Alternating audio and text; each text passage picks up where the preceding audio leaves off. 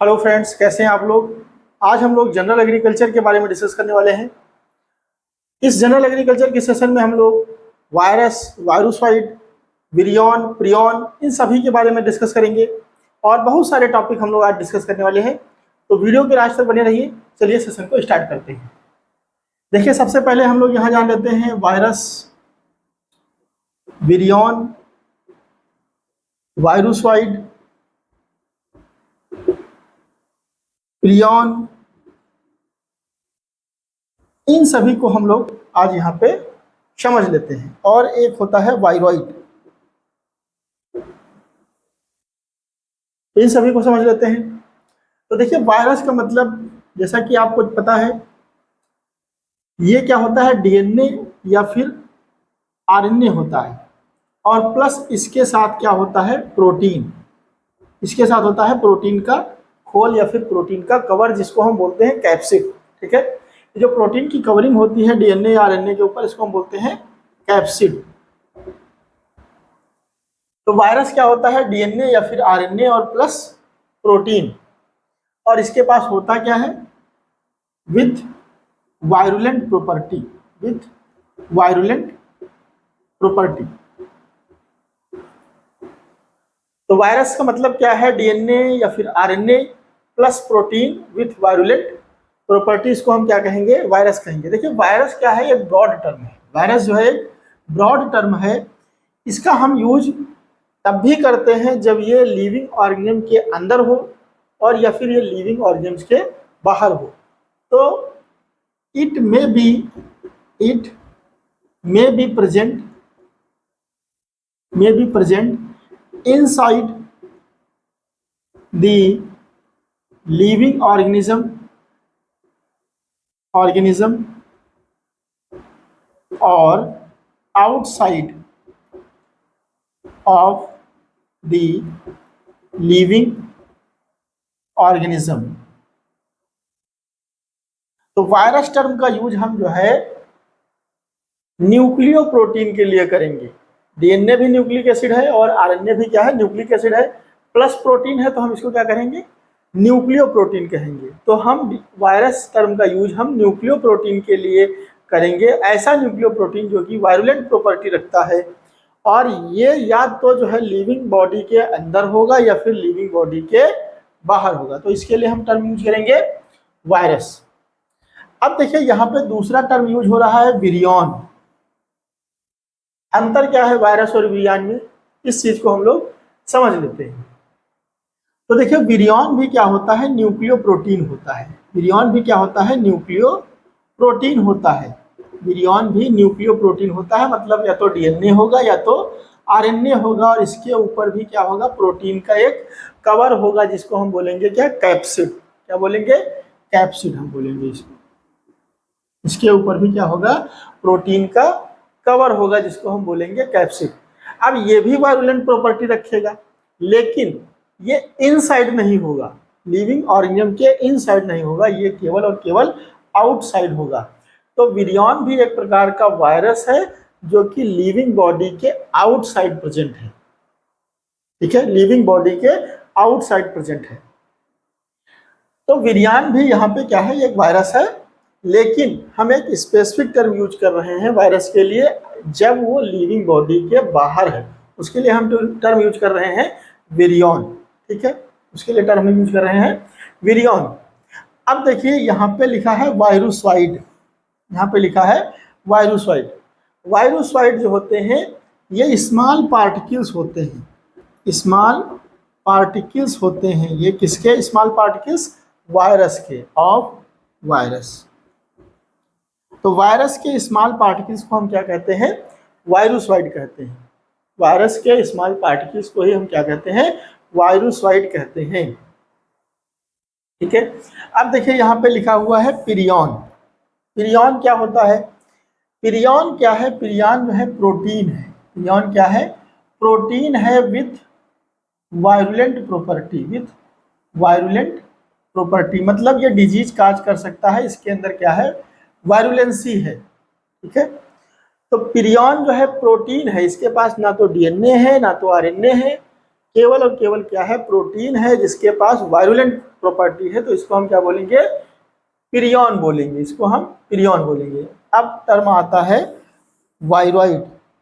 तो अब वायरॉइड क्या है, वायरॉइड जो होता है ये आरएनए पार्टिकल्स होता है। जैसे कि वायरस में हमने देखा या तो ये डीएनए होगा या तो आरएनए होगा, लेकिन वायरॉइड में क्या होता है, ये केवल और केवल आरएनए पार्टिकल्स होता है। ये केवल और केवल क्या होता है, आरएनए पार्टिकल होता है वायरॉइड। और वायरॉइड के ऊपर प्रोटीन की कवरिंग नहीं होती है, लेकिन ये जो आरएनए होता है ये वायरुलेंट प्रॉपर्टी रखता है। ठीक है, तो यहाँ पे जो वायरॉइड होगा ये नेकेड आरएनए मॉलिक्यूल्स होगा विथ वायरुलेंट प्रॉपर्टी। ठीक है, तो यहाँ पे आपने जो है वायरस, विरियन, वायरोसॉइड, पिरियन और वायरॉइड के बारे में जान लिया। अभी जो है हम लोग दूसरे टॉपिक पे चर्चा करेंगे।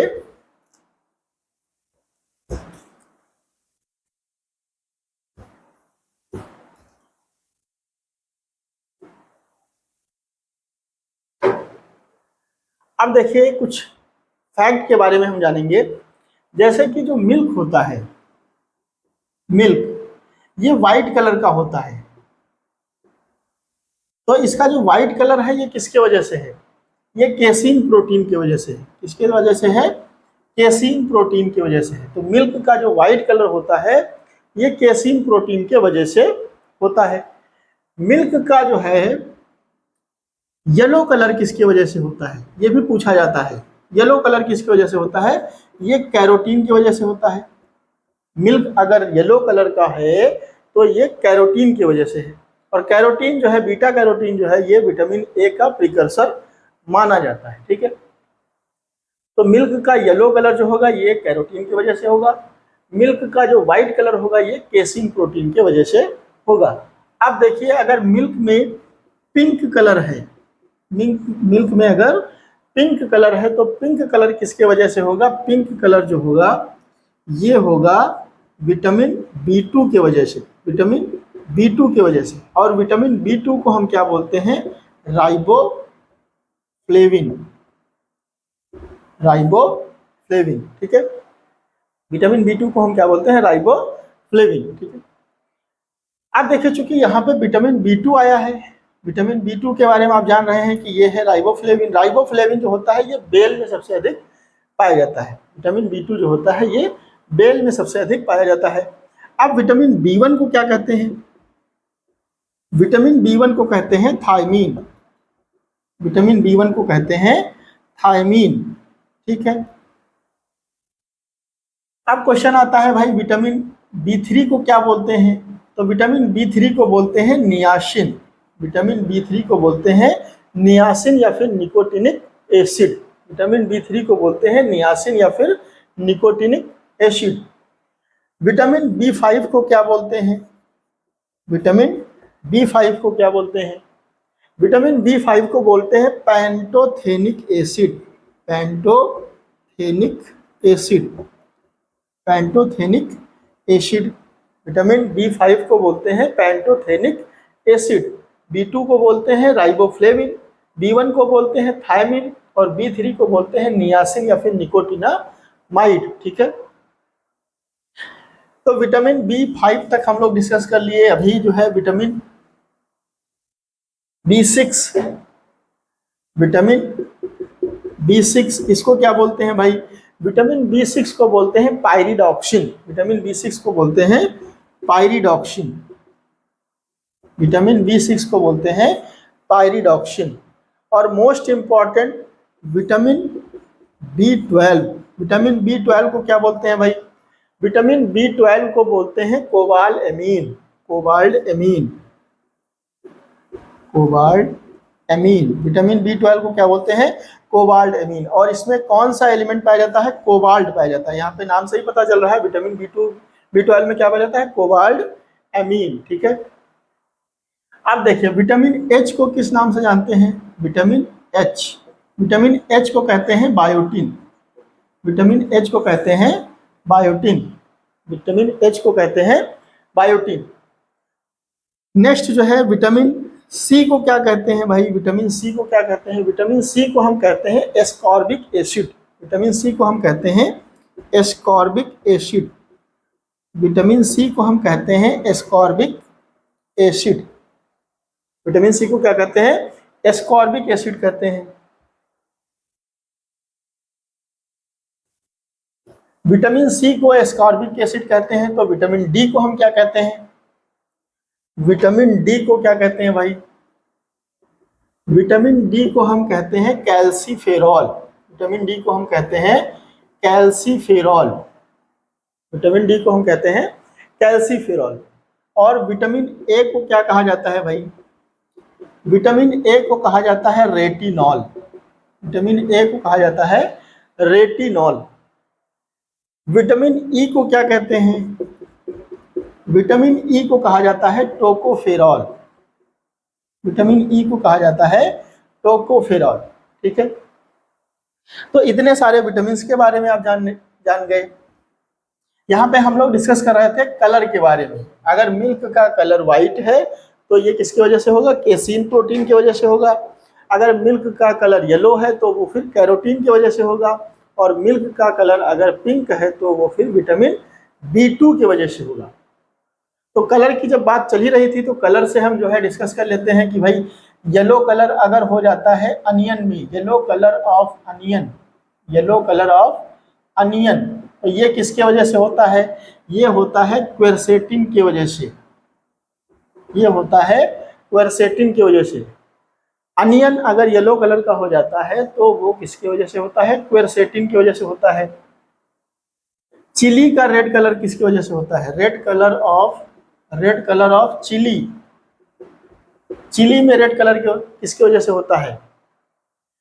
चिली में रेड कलर होता है कैप्सैंथिन की वजह से। कैप्सैंथिन की वजह से होता है भाई।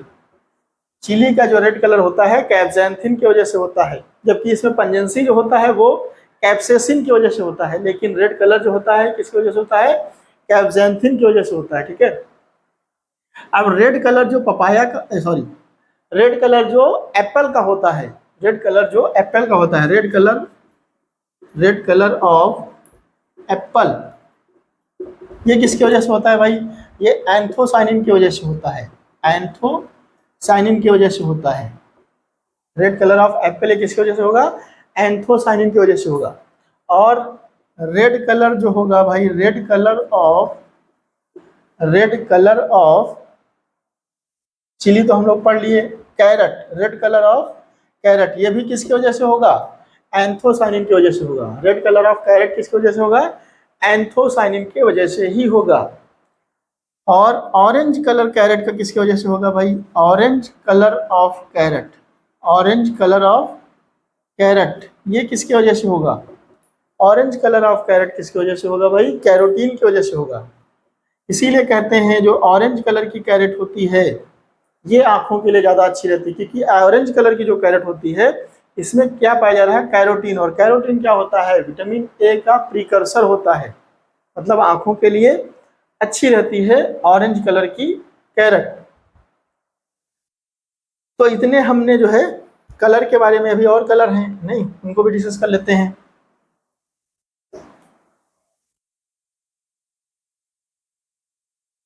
देखिए पोटैटो में ग्रीन कलर हो जाता है, पोटैटो में ग्रीन कलर हो जाता है, तो ग्रीन कलर ऑफ पोटैटो ये किसकी वजह से होता है भाई?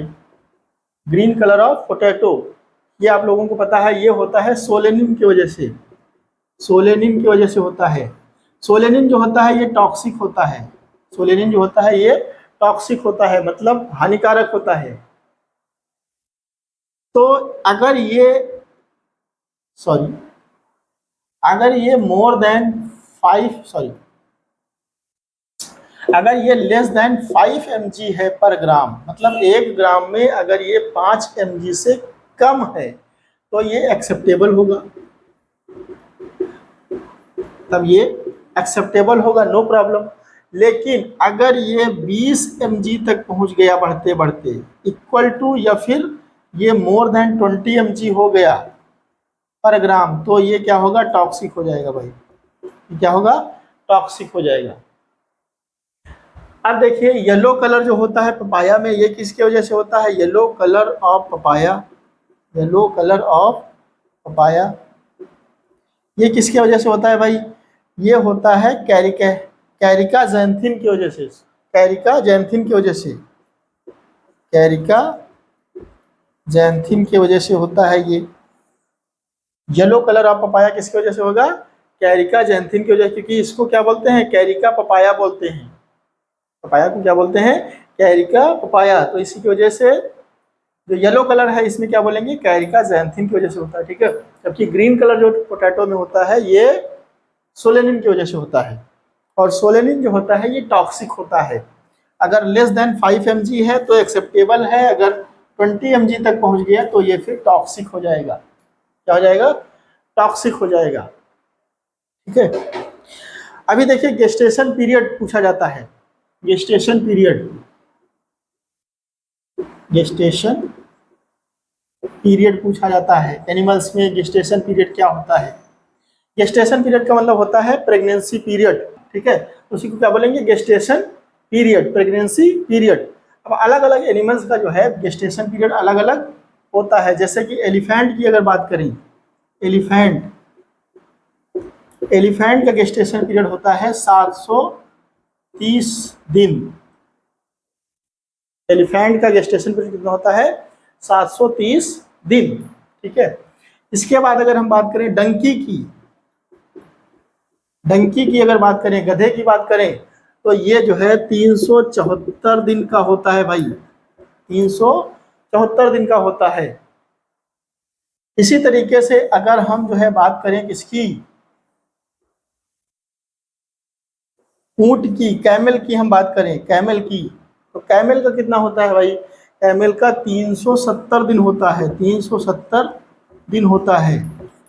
कैमल का होता है 370 दिन। इसी तरीके से अगर हम मेयर की बात करें, मेयर मतलब घोड़ी की बात करें, तो ये 340 दिन होता है, 340 डेज होता है ये, 340 डेज।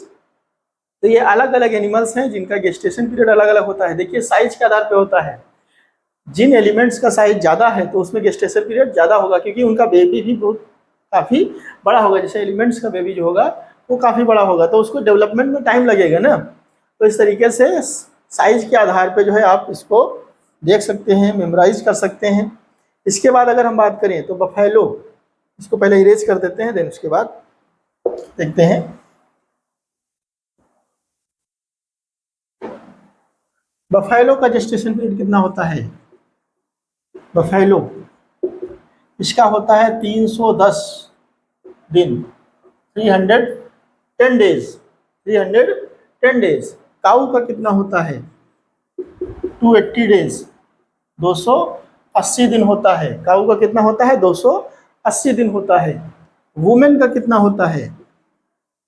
वुमेन का होता है 270, 270 डेज, 270 डेज होता है। इसी तरीके से अगर हम गोट की बात करें तो गोट का कितना होता है? 150 डेज। बकरी का 150 दिन होता है, बकरी का जो है 150 दिन होता है। इसी तरीके से सीप की अगर बात करें, भेड़ की बात करें, तो ये कितना होता है? 145 डेज, 145 दिन होता है। सीप की जो है बात करें तो इसमें कितना होता है? 145 दिन होता है। फिर इसके बाद अगर हम बात करें पिग की, पिग मतलब सुअर, इसकी बात करें तो ये 114 डेज होता है, 114 डेज होता है, 114 दिन होता है, ठीक है, पिग में।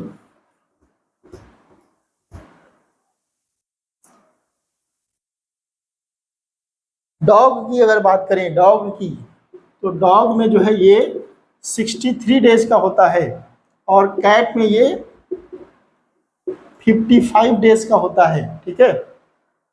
तो इस तरीके से हमने अलग अलग एनिमल्स का जो है गेस्टेशन पीरियड देख लिया, समझ लिया, जान लिया, ठीक है। अभी देखिए बॉडी टेम्परेचर पूछा जाता है। बॉडी टेम्परेचर अलग अलग जो है एनिमल्स का बॉडी टेम्परेचर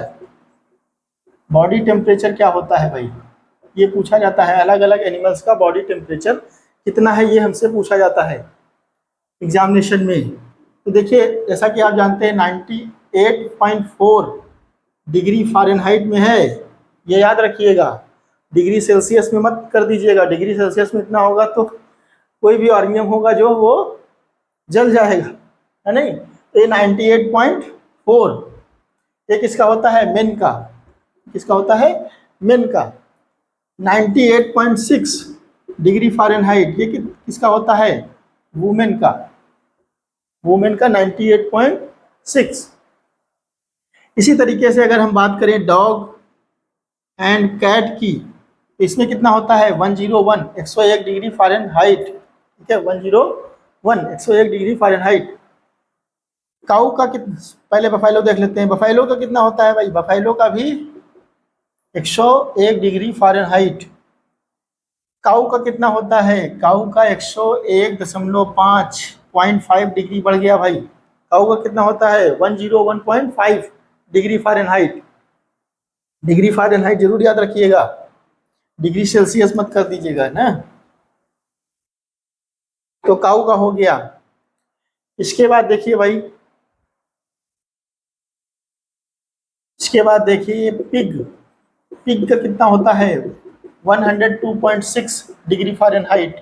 पिग मतलब सुअर का कितना होता है 102.6 डिग्री फ़ारेनहाइट। गोट एंड सीप का कितना होता है, गोट एंड सीप इनका कितना होता है 103.5 degree Fahrenheit. 103.5 degree Fahrenheit, 103.5 degree Fahrenheit. इसके बाद देखिए हेन।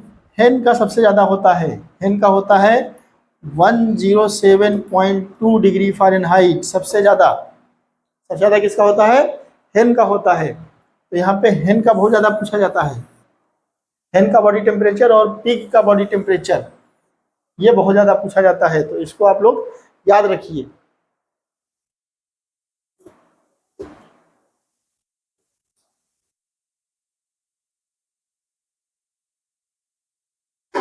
अभी देखिए हम लोग जो है कुछ क्रॉप्स के क्रोमोसोम नंबर के बारे में डिस्कस कर लेते हैं।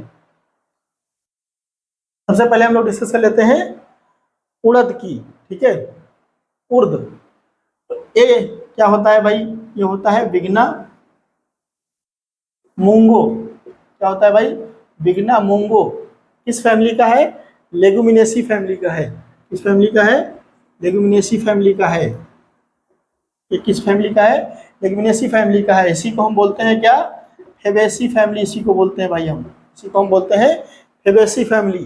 क्रोमोसोम नंबर कितना है 2n equal to 2x equal to 22 होता है। उर्द में क्रोमोसोम कितने होते हैं 22 होते हैं, ठीक है। मूंग, इसको क्या बोलते हैं भाई, विग्ना रेडियाटा बोलते हैं, विग्ना रेडियाटा बोलते हैं इसको। ये भी किस फैमिली का है, लेगुमिनेसी या फिर फेबेसी, सेम चीज है, ठीक है। इसमें भी क्रोमोसोम कितना होता है 2n equal to 2x equal to 22 होता है। दोनों का कितना होता है 22।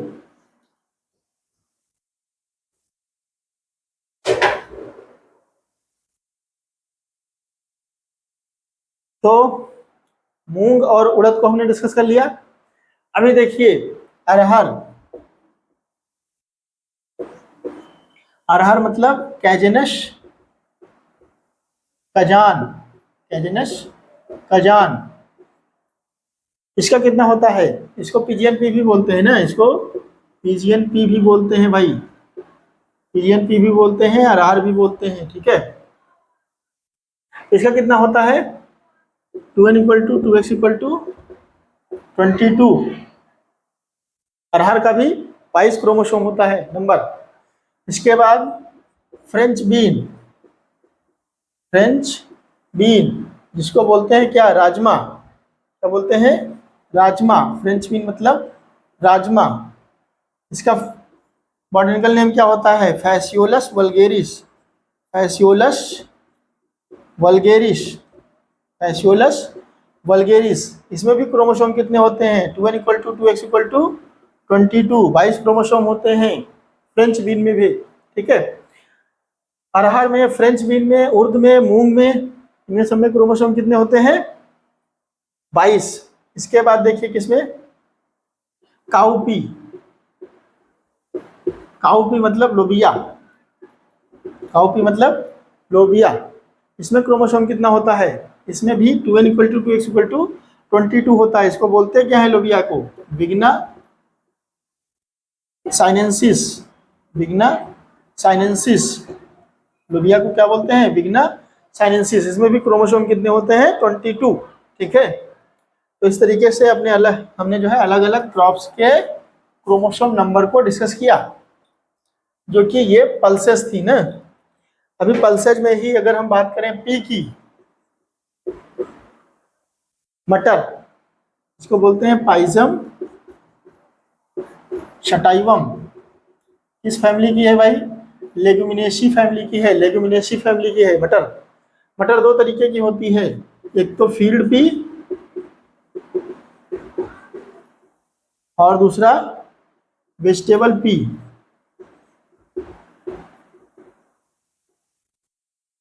ठीक है, फील्ड पी और वेजिटेबल पी। फील्ड पी में जो है मोस्टली व्हाइट कलर के फ्लावर लगते हैं, जबकि वेजिटेबल पी में कलर्ड जो है फ्लावर लगते हैं। ठीक है, फील्ड पी हम जो है पल्स के लिए यूज करते हैं, मतलब दाल के लिए यूज करते हैं, जबकि वेजिटेबल पी जो है हम वेजिटेबल के लिए यूज करते हैं। ठीक है, सब्जी के लिए यूज करते हैं, करी के लिए यूज करते हैं ना। तो अब यहाँ पे देखो फील्ड पी का जो बॉटनिकल नेम है वो क्या है? Pisum sativum, variety arvense. क्या है? Pisum sativum variety arvense. Chromosome number कितने हैं? 2n equal to 2x equal to 14। 2n equal to 2x equal to कितने? 14। जबकि हम वेजिटेबल पी की अगर बात करें तो इसको क्या बोलते हैं? पाइजम सटाइवम वैरायटी। इसका क्या है वैरायटी? हॉर्टेंस, क्योंकि ये हॉर्टिकल्चर से बिलोंग करती है तो इसको क्या बोलते हैं? हॉर्टेंस। क्रोमोसोम नंबर सेम रहेगा, 2n equal to 2x equal to 14। ठीक है, तो जब दाल की बात चल रही है तो हम यहाँ पे नेक्स्ट जो है पल्स की बात कर लेते हैं, जो है चिकपी। चिकपी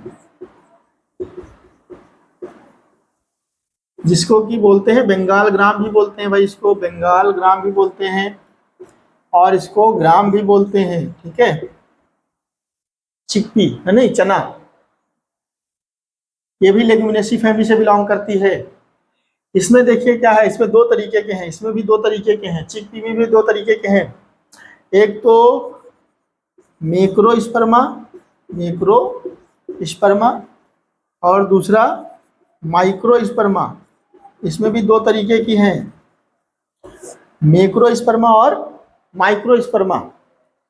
तो जो मैक्रोस्पर्मा होता है इसको बोलते हैं काबुली चना, इसको बोलते हैं काबुली चना।